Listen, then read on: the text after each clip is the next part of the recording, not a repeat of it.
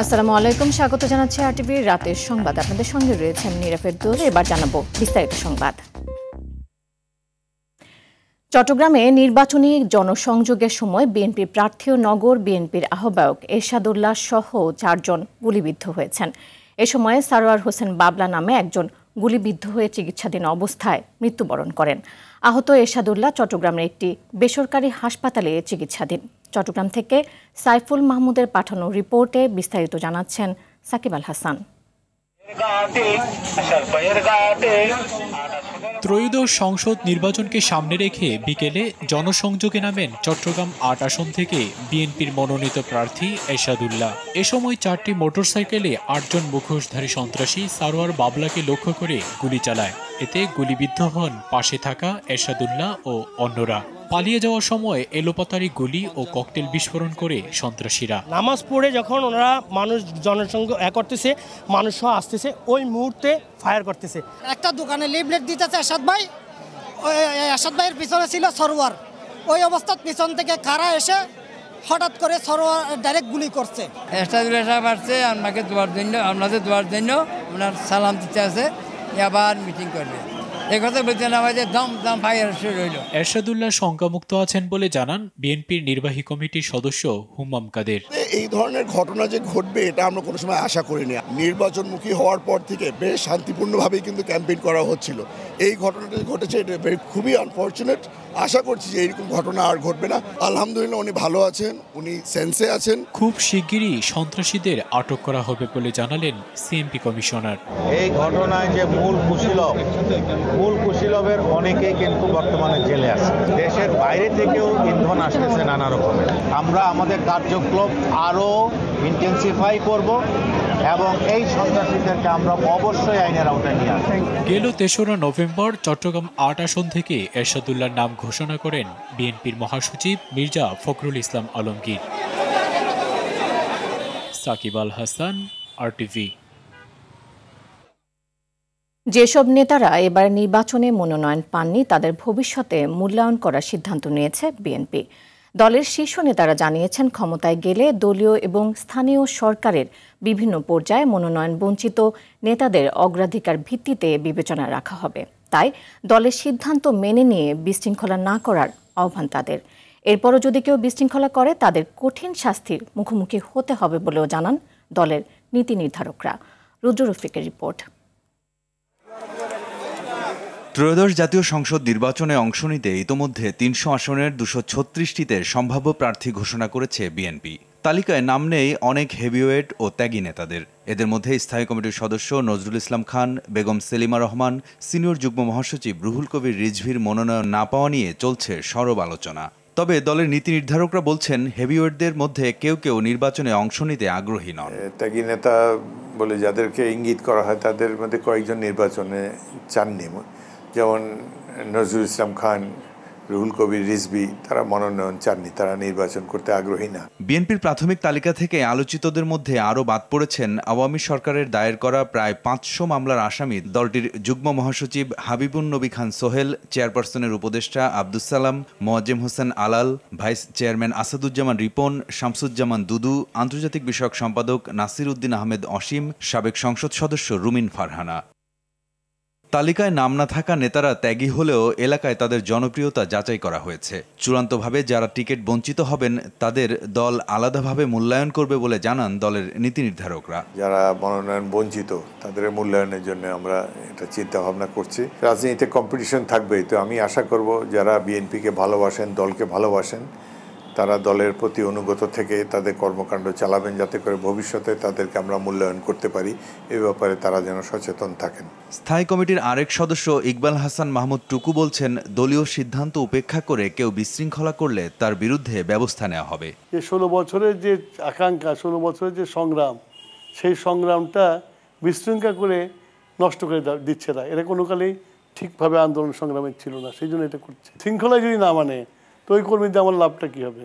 শৃঙ্খলা তো মানতে হবে। দলের সর্বোচ্চ বোর্ড সিদ্ধান্ত নিয়েছে, সে তার বাইরে যাওয়ার তো কারো ক্ষমতা নেই। দলের পক্ষ থেকে যাকে মনোনয়ন দেওয়া হয়েছে তার পক্ষে কাজ করে ধানের শীষকে বিজয়ী করার আহ্বান দলের শীর্ষ নেতাদের। রুদ্র রফিক, আরটিভি, ঢাকা। অনেকেই ষড়যন্ত্রের জাল বুনছেন, সেই বেড়াজাল ছিন্ন করে ফেব্রুয়ারিতে নির্বাচন হবে এমন মন্তব্য করেন বিএনপির স্থায়ী কমিটির সদস্য ডাক্তার এজেডএম জাহিদ হোসেন। গণতান্ত্রিক পরিবেশ নিশ্চিত না হলে দেশের মানুষের আশা আকাঙ্ক্ষার প্রতিফলন ঘটবে না বলেও মত তার। শ্রমিক দলের আয়োজনে জাতীয় বিপ্লব ও সংহতি দিবসের অনুষ্ঠানে এসব কথা বলেন তিনি। সাকিবুর রহমানের রিপোর্টে থাকছে এটি বিস্তারিত।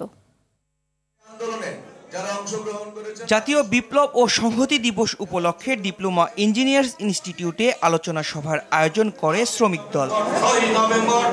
নির্বাচন নিয়ে অনেকে ষড়যন্ত্রের বেড়াজাল বোনার চেষ্টা করলেও ফেব্রুয়ারিতে নির্বাচন অনুষ্ঠিত হবে বলে মন্তব্য করেছেন বিএনপির স্থায়ী কমিটির সদস্য ডক্টর এজেডএম জাহিদ হোসেন।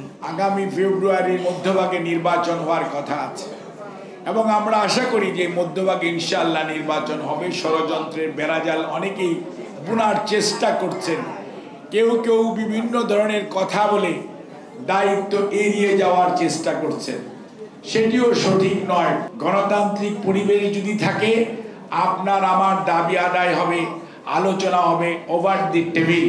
আর যদি গণতন্ত্র না থাকে তাহলে আমাদের কেন আপনাদের কেন দেশের মানুষের আশা আকাঙ্ক্ষার প্রতিফলন ঘটবে না। দলের আরেক স্থায়ী কমিটির সদস্য নজরুল ইসলাম খান বলেন, সুযোগ বারবার আসবে না, মনোনয়ন যাকে দেয়া হয়েছে তার জন্য ঐক্যবদ্ধ হয়ে কাজ করতে হবে। বিএনপির পক্ষ থেকে যাদেরকে মনোনীত করা হবে তাদের বিজয়ী করার জন্য সবাই মিলে কাজ করতে হবে। যার যেখানে বাড়ি, যার যেখানে যোগাযোগ আছে, সব জায়গায় চেষ্টা করবেন যাতে করে আগামী নির্বাচনে ধানের শীষের প্রার্থীরা বিজয়ী হয়। এদিকে বিএনপির প্রতিনিধি দলের সঙ্গে বৈঠক করেছেন ঢাকায় নিযুক্ত নেদারল্যান্ডসের নতুন রাষ্ট্রদূত বরিস ভ্যান বোমেল। বুধবার বিকেলে গুলশানে বিএনপি চেয়ারপারসনের কার্যালয়ে দলটির মহাসচিব মির্জা ফখরুল ইসলাম আলমগীরের নেতৃত্বে বৈঠকে দেশের বর্তমান রাজনৈতিক পরিস্থিতি, আসন্ন ত্রয়োদশ জাতীয় সংসদ নির্বাচন এবং বাংলাদেশের মানবাধিকার পরিস্থিতি নিয়ে আলোচনা হয়। সাকিবুর রহমান, RTV, ঢাকা। নতুন চ্যাপ্টার খুলে নতুন নতুন কথা এনে আর ঐক্যমত্য হবে না বলে জানিয়েছেন বিএনপি স্থায়ী কমিটির সদস্য আমির খসরু মাহমুদ চৌধুরী। দুপুরে চট্টগ্রামের নিজ বাসায় সাংবাদিকদের প্রশ্নের জবাবে তিনি এসব কথা বলেন। এ সময় তিনি আরও বলেন, যাদের নির্বাচন নিয়ে সংশয় আছে তারা গণতন্ত্রে বিশ্বাস করে না। আগামীতে কেউ কিছু করলে জনগণের ম্যান্ডেট নিয়ে করতে হবে বলেও মন্তব্য করেন তিনি। পরে আগামী নির্বাচনে মনোনয়ন পাওয়ায় চট্টগ্রামের বাসায় পৌঁছালে নেতাকর্মীদের ফুলেল শুভেচ্ছায় সিক্ত হন তিনি।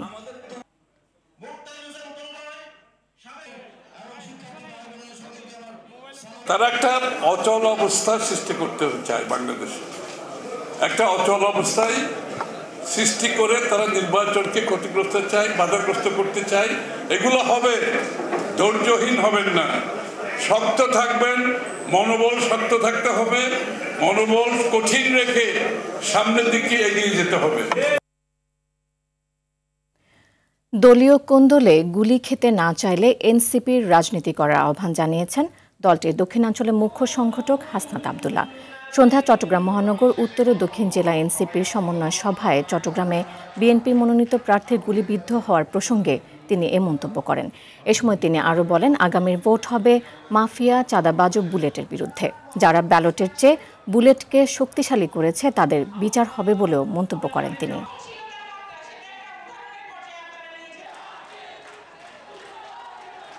আমরা দেখতে পাচ্ছি যেখানে ব্যালট শক্তিশালী হওয়ার কথা ছিল, আজকে চিটাগংয়ে বুলেট শক্তিশালী হয়েছে। আর যারা এই ব্যালটের পরিবর্তে বুলেটকে বেছে নিয়েছে আমরা তাদের বিচার করব। যারা ব্যালটের পরিবর্তে বুলেটকে যারা বেছে নিয়েছে এবং বাংলাদেশকে সংকটের মুখে ফেলছে, আমরা সরকার গঠন করার পরে তাদের বিচার অবশ্যই আমরা করব। নির্বাচনকে কেন্দ্র করে জামায়াতের কোনো রাজনৈতিক জোট গঠনের পরিকল্পনা নেই, তবে নির্বাচনী সমঝোতার সম্ভাবনা রয়েছে। সিলেটে বিমানবন্দরে সাংবাদিকদের সঙ্গে মত বিনিময়ের সময় তিনি একথা বলেন। জামায়াতের আমির ডাক্তার শফিকুর রহমান। এ সময় তিনি বলেন, 2026 সালের নির্বাচনে আওয়ামী লীগের ফেরার কোনো সম্ভাবনা নেই। জাতীয় নির্বাচনে বৈধতা ও জুলাই সনদের আইনি ভিত্তির জন্যই আগে গণভোট হতে হবে বলে মন্তব্য তার। বলেন, ফেব্রুয়ারিতে নির্বাচন না হলে বিশৃঙ্খলা সৃষ্টির সুযোগ তৈরি হবে এবং সনদ যেটা এটা তার আইনি বাস্তবতা খুঁজে পায়। তারা যদি নির্বাচন চাইতোই তাহলে 3টা নির্বাচন করার সুযোগ তারা পেয়েছিলেন, হাতছাড়া করলেন কেন? কেনই পরিবর্তনটা এসেছে? এই পরিবর্তনটা এসেছে, দেশে সুশাসন কায়েম হয়নি, বরঞ্চ দুঃশাসন কায়েম হয়েছিল। এই দুঃশাসনের প্রতিবাদেই জনগণ রাস্তায় নেমেছিল। একটি অবাধ, সুষ্ঠু ও নিরপেক্ষ নির্বাচন আয়োজনে নির্বাচন কমিশনকে সর্বাত্মক সহায়তা করবে সেনাবাহিনী। নির্বাচনের পরে দেশে স্থিতিশীলতা এলে ব্যারাকে ফিরে যাবে সেনা সদস্যরা। বুধবার দুপুরে ঢাকা সেনানিবাসে ইন এইড টু সিভিল পাওয়ারের আওতায় নিয়োজিত সেনাবাহিনীর কার্যক্রম সম্পর্কিত সংবাদ সম্মেলনে এ তথ্য জানানো হয়।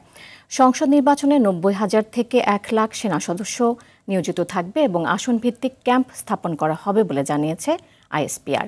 বিস্তারিত জানাচ্ছেন হাসান মাহমুদ। শুভ অপরাহ্ন। আইএসপিআর আয়োজিত সেনাবাহিনীর কার্যক্রম সম্পর্কিত এই সংবাদ সম্মেলনে উঠে আসে আগামীর নির্বাচন, অস্ত্র উদ্ধার, আইন শৃঙ্খলা সহ নানা বিষয়। বিশেষ করে বাংলাদেশ সেনাবাহিনী একটি অবাধ, সুষ্ঠু ও নিরপেক্ষ নির্বাচনের জন্য আইন শৃঙ্খলা রক্ষাকারী বাহিনীগুলোকে সর্বাত্মক সহযোগিতা করতে বদ্ধপরিকর বলে জানানো হয়। সরকার যেভাবে রূপরেখা প্রণয়ন করেছেন সেই রূপরেখা অনুযায়ী একটা অবাধ, সুষ্ঠু এবং গ্রহণযোগ্য নির্বাচন অনুষ্ঠিত হোক, সেই রূপরেখার মধ্যে তো সময়সীমাও দেওয়া আছে। আমরা আশা করি যে নির্বাচন হলে দেশের স্থিতিশীলতা আরও ভালো হবে, আইন শৃঙ্খলা পরিস্থিতি ধীরে ধীরে স্বাভাবিক হবে এবং সেনাবাহিনী তখন সেনানিবাসে ফিরে যেতে পারবে। গত 15 মাস সেনাবাহিনী অত্যন্ত চ্যালেঞ্জিং পরিস্থিতিতে দায়িত্ব পালন করছে। এ সময় কিছু স্বার্থান্বেষী চক্র সেনাবাহিনীর নেতৃত্বকে প্রশ্নবিদ্ধ করার উদ্দেশ্যে মিথ্যা ও সাজানো অপপ্রচার চালিয়েছে। বাংলাদেশ সেনাবাহিনী সম্মানিত সেনাবাহিনী প্রধানের দিক নির্দেশনায় সংশ্লিষ্ট মন্ত্রণালয়, আইনশৃঙ্খলা রক্ষাকারী বাহিনী, স্থানীয় প্রশাসন, গণমাধ্যম এবং জনগণকে সাথে নিয়ে একটি সুষ্ঠু এবং অবাধ নিরপেক্ষ নির্বাচনের জন্য নির্বাচন কমিশনকে সকল ধরনের সহায়তা দিতে সর্বদা প্রস্তুত থাকবে। গত 15 মাসে হারিয়ে যাওয়া 81% অস্ত্র ও 73% গোলাবারুদ উদ্ধার করেছে সেনাবাহিনী। এ যাবৎ আমরা শতকরা 81% হারিয়ে যাওয়া অস্ত্র উদ্ধার করতে সক্ষম হয়েছি এবং শতকরা 73% হারিয়ে যাওয়া গোলাবারুদ আমরা উদ্ধার করেছি। আমরা 19,000-এর উপরে অপরাধীকে গ্রেফতার করেছি, যাদের মধ্যে কিশোর গ্যাং, ডাকাতি, চাঁদাবাজির অপরাধ উল্লেখযোগ্য। সেনা কর্মকর্তারা জানান, দেশের অভ্যন্তরে শান্তি শৃঙ্খলা বজায় রাখতে কূটনৈতিক ব্যক্তিবর্গ ও দূতাবাস সমূহকে নিরাপত্তা প্রদান করে আসছে সেনাবাহিনী। এবং আমরা সেটার ক্ষেত্রেও সরকার। হাসান মাহমুদ, আরটিভি, ঢাকা। রাজনৈতিক এজেন্ডা বাস্তবায়নে রাষ্ট্রীয় অর্থের ক্ষতি সাধন এবং মানি লন্ডারিংয়ের অভিযোগে সাবেক প্রধানমন্ত্রী শেখ হাসিনার ছেলে সজীব ওয়াজেদ জয়, সাইমা ওয়াজেদ পুতুল, রেদওয়ান সিদ্দিক ববি ও অর্থমন্ত্রী আহম মোস্তফা কামাল সহ 8 জনের বিরুদ্ধে মামলা করেছে দুদক। সংবাদ সম্মেলনে দুদকের মহাপরিচালক আক্তার হোসেন বলেন, গণমাধ্যমকে বিষয়টি নিশ্চিত করেন। গবেষণা প্রতিষ্ঠান সিআরআই এর নামে 15 কোটি টাকা আত্মসাৎ, 439 কোটি টাকা সন্দেহজনক লেনদেন এবং 36 কোটি টাকার কর ফাঁকির অভিযোগে তাদের বিরুদ্ধে মামলা হয়েছে। তারা অবৈধভাবে চাপ প্রয়োগ করে অনুদান গ্রহণের মাধ্যমে সিআরআই এর হিসাবে 23টি কোম্পানি থেকে 45 কোটি 35 লাখ টাকা নেন। পরস্পর যোগসাজশে অসৎ উদ্দেশ্যে জনকল্যাণের নামে গঠিত centre for research and information নামক একটি নাম সর্বস্ব প্রতিষ্ঠানের অনুকূলে প্রাপ্ত টাকা আয়কর আইনের ক্ষমতার অপব্যবহারের মাধ্যমে আয়কর মওকুফ সংক্রান্ত প্রজ্ঞাপন জারি করে অন্যায়ভাবে লাভবান হয়ে সিআরআই কর সুবিধা গ্রহণ করে থাকে। 45 কোটি 35 লক্ষ 95 হাজার টাকা গ্রহণ করা হয়। প্রশিক্ষণার্থী পাইলটের উড্ডয়ন ত্রুটির কারণে ঢাকার মাইলস্টোন স্কুল অ্যান্ড কলেজে বিমান বিধ্বস্ত ও হতাহতের ঘটনা ঘটেছিল বলে রিপোর্ট প্রকাশ করেছে তদন্ত কমিটি। দুপুরে বিমান দুর্ঘটনায় তদন্তে গঠিত কমিটি প্রধান উপদেষ্টা মোহাম্মদ ইউনূসের কাছে এই বিষয়ে প্রতিবেদন জমা দিয়েছে।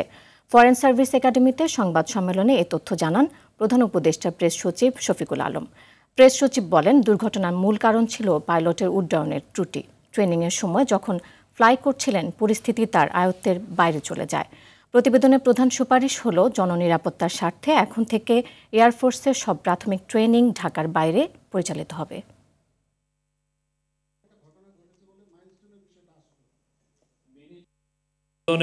বলা হয়েছে যে পাইলটের উড্ডয়নের ত্রুটির জন্য এই দুর্ঘটনা ঘটেছে।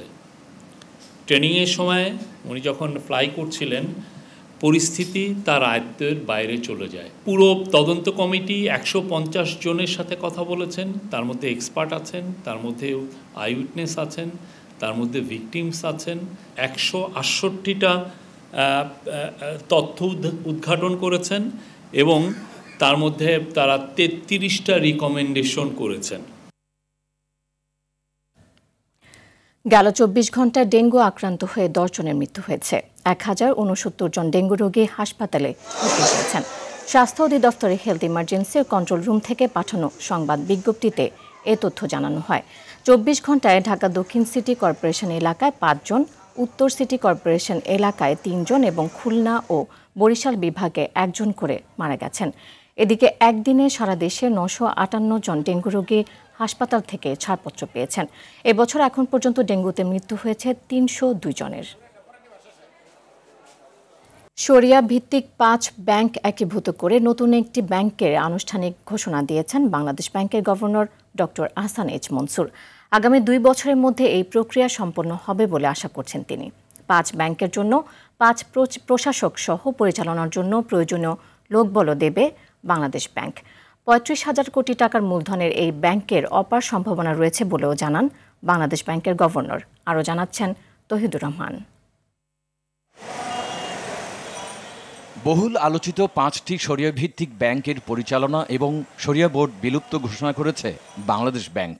ব্যাংকগুলো হলো SIBL, এক্সিম, FSIBL, ইউনিয়ন এবং গ্লোবাল ইসলামী ব্যাংক। বোর্ড এখন থেকে সিজ করবে, আজকে থেকে করে ফেলেছে। এইসব ব্যাংকে 1 জন করে প্রশাসক এবং প্রয়োজনীয় লোকবল দিয়েছে কেন্দ্রীয় ব্যাংক। একটা ডিপ্লয়মেন্ট অফ টেম্পোরারি যেটা অ্যাডমিনিস্ট্রেশন, সেই চিঠিটা ব্যাংকে দেওয়া হয়েছে আজকে। সংবাদ সম্মেলনে কেন্দ্রীয় ব্যাংকের গভর্নর ব্যাংকগুলোর আমানতকারী এবং কর্মকর্তাদের আশাহত না হওয়ার পরামর্শ দেন। প্রত্যেক ডিপোজিটারকেই মার্কেট বেসড ইন্টারেস্ট রেট দেব ডে 1 থেকে, যেদিন থেকে একীভূত হবে সেদিন থেকেই প্রফিট দেওয়া হবে বাজার ভিত্তিক রেটে। কাজে কারোই কোনো সঙ্গত কোনো কারণ থাকবে না টাকা তুলে নেওয়ার জন্য। নতুন ব্যাংকের মূলধন হবে 35,000 কোটি টাকা। এটি সরকারি হলেও চলবে বেসরকারি ব্যাংকের মতো। এই ব্যাংকটা হবে সবচেয়ে শক্তিশালী ফাইন্যান্সিয়াল ব্যাংক। এখানে পেইড আপ ক্যাপিটাল হচ্ছে 35,000 কোটি টাকা। শরিয়া কাউন্সিল, শরিয়া বেসড বোর্ড এবং ইত্যাদি করে এটাকে পরিচালনা করব। এটার মাধ্যমে আমরা খুবই আশাবাদী যে ডিপোজিটাররা এখানে তাদের আস্থা রাখবেন। 2 লাখ টাকার আমানতকারীদের পুরো টাকা একসাথে দেয়া হবে এবং এর বেশি টাকা দেওয়ার নিয়ম গ্যাজেটের মাধ্যমে জানিয়ে দেয়া হবে বলেও জানান গভর্নর। আমরা আর্থিক খাতে স্বার্থে করছি এবং এটা সরকারের স্বার্থেই করছি।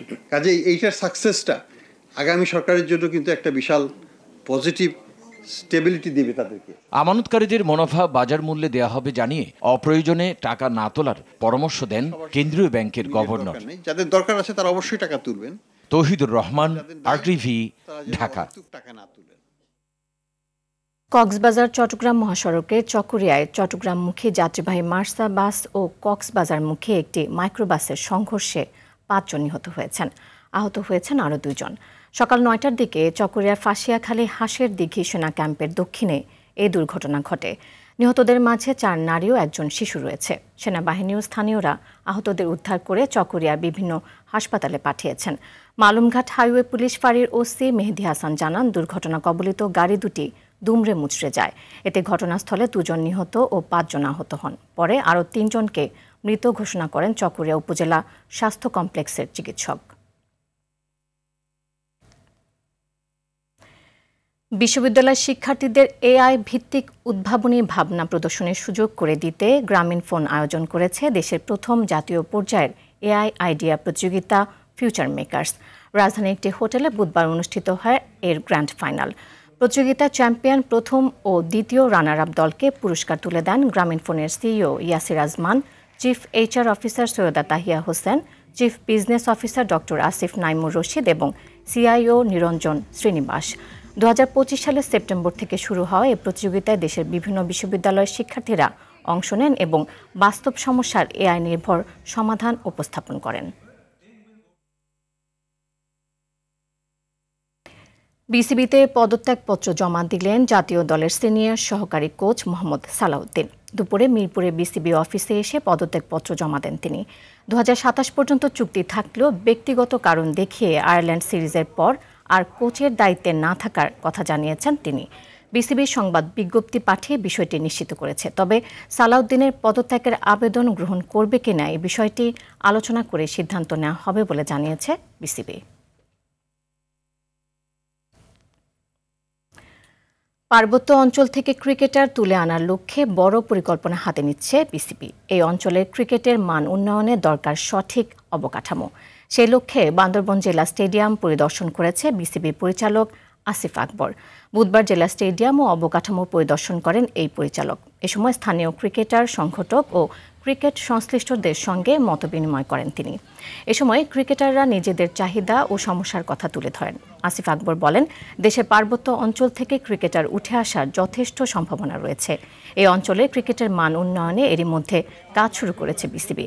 জেলা স্টেডিয়ামে উপস্থিত খুদে ক্রিকেটাররা বিসিবির এই পরিচালককে পেয়ে উচ্ছ্বাস প্রকাশ করেন। দর্শক, রাতের সংবাদ এ পর্যন্তই। মধ্যরাতের সংবাদ 1টায় দেখার আমন্ত্রণ রইল। এতক্ষণ সাথে থাকার জন্য ধন্যবাদ সবাইকে।